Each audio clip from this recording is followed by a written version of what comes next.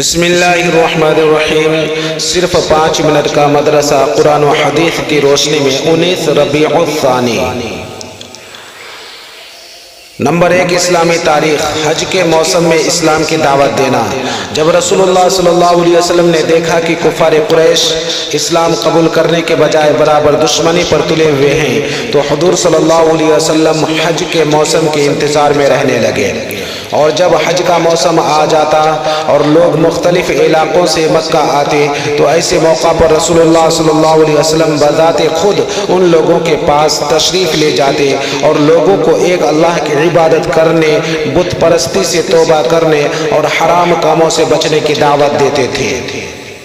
کفار قریش تمام لوگوں کے دلوں میں حضور صلی اللہ علیہ وسلم اور آپ کی دعوت کے متعلق نفرت ڈالنے کی خوب کوشش کرتے تھے۔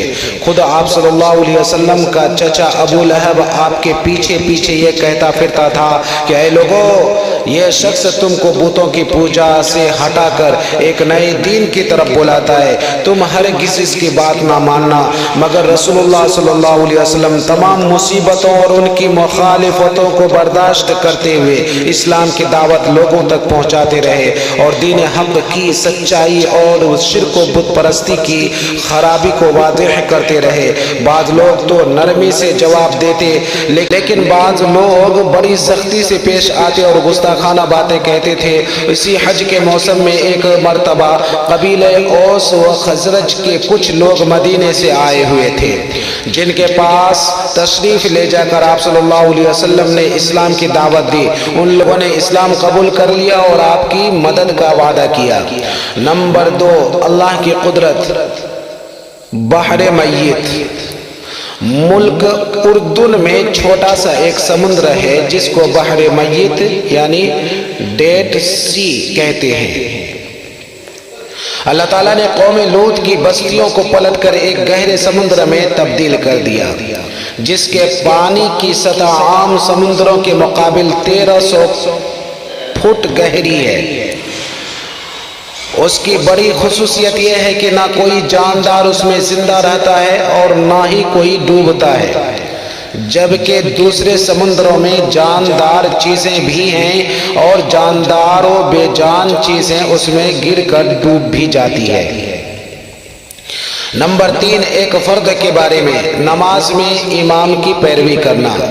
حضرت ابو ہریرہ رضی اللہ تعالیٰ عنہ فرماتے ہیں کہ رسول اللہ صلی اللہ علیہ وسلم ہمیں سکھاتے تھے کہ نماز میں امام سے پہلے رکن ادا نہ کیا کرو۔ مسلم شریف۔ اگر امام کے پیچھے نماز پڑھ رہا ہو تو تمام ارکان کو امام کے پیچھے ادا کرنا چاہیے، امام سے آگے بڑھنا جائز نہیں ہے۔ نمبر 4، ایک سنت کے بارے میں سجدہ کرنے کا سنت طریقہ۔ رسول اللہ صلی اللہ علیہ وسلم جب سجدہ فرماتے تو اپنی ناک اور پیشانی کو زمین پر رکھتے اور اپنے بازوؤں کو پہلو سے الگ رکھتے اور اپنی ہتھیلیوں کو کاندھے کے برابر رکھتے۔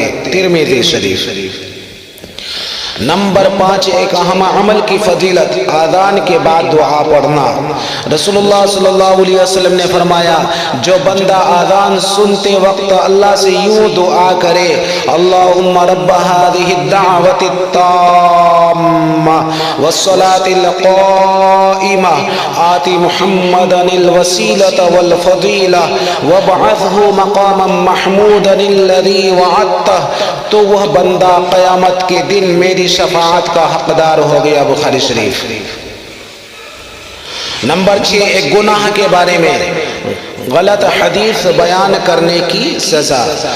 رسول اللہ صلی اللہ علیہ وسلم نے فرمایا، میری حدیث کو بیان کرنے میں احتیاط کرو اور وہی بیان کرو جس کا تمہیں یقینی علم ہو۔ جو شخص جان بوجھ کر میری طرف سے کوئی غلط بات بیان کرے وہ اپنا ٹھکانہ جہنم میں بنا لے۔ ترمذی شریف۔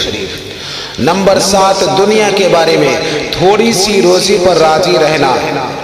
رسول اللہ صلی اللہ علیہ وسلم نے فرمایا، جو شخص اللہ تعالیٰ سے تھوڑی روزی پر راضی رہے تو اللہ تعالیٰ بھی اس کی طرف سے تھوڑے سے عمل پر راضی ہو جاتے ہیں۔ بہقی فی شعب الایمان۔ نمبر 8، آخرت کے بارے میں جہنمیوں کا کھانا۔ قرآن میں اللہ تعالیٰ فرماتا ہے جہنم والوں کا آج نہ کوئی دوست ہوگا اور نہ کوئی کھانے کی چیز نصیب ہوگی سوائے زخموں کے دھون کے، جس کو بڑے گنہگاروں کے سوا کوئی نہ کھائے گا۔ سورہ حاقہ۔ نمبر 9، طب نبوی سے علاج، نمونیا کا علاج۔ رسول اللہ صلی اللہ علیہ وسلم نے نمونیا کے لیے ورس، قسط اور روغن زیتون پلانے کو مفید بتلایا ہے۔ ابن ماجہ۔ ورس تل کے مانند ایک قسم کی گھاس ہے جس سے رنگائی کا کام لیا جاتا ہے، اور قسط ایک خوشبودار لکڑی ہے جس کو عود ہندی بھی کہتے ہیں۔ نمبر 10، قرآن کی نصیحت۔ قرآن میں اللہ تعالیٰ فرماتا ہے تم اللہ تعالیٰ اور اس کے رسول کا حکم مانو اور حکم کی خلاف ورزی سے بچتے رہو، پھر اگر تم منہ موڑو گے اور نہیں مانو گے تو یقین جانو کہ ہمارے رسول کے ذمے تو صرف احکام کو صاف صاف پہنچا دینا ہے۔ سورہ مائدہ۔